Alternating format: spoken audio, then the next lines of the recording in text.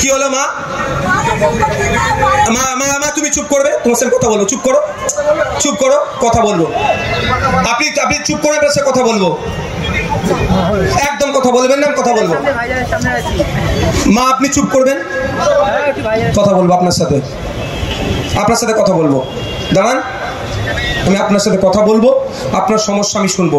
মাকে পিছনে গ্রিন রুমে গিয়ে বসতে দাও। যাও মা, আমি তোমার সাথে আলাদাভাবে কথা বলবো। যাও যাও মা, যাও মা, গ্রিন রুমে গিয়ে বসো।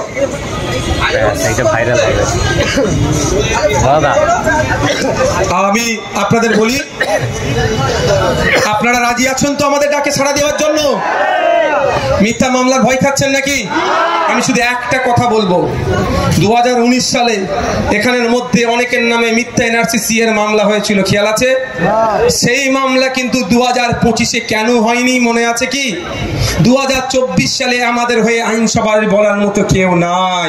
2025-এ দাঁড়িয়ে আমাদের হয়ে আইনসভায় অন্তত একটাও, কি বলে ওটাকে গো, সলতে না কি বলে গো, হ্যাঁ সলতে আছে বলার এই সাহসে আমাদের নেতৃত্বদের রাতের অন্ধকারে বাড়িতে গিয়ে কড়া নাড়ানোর সাহস প্রশাসন বা শাসক দেখাতে পারেনি।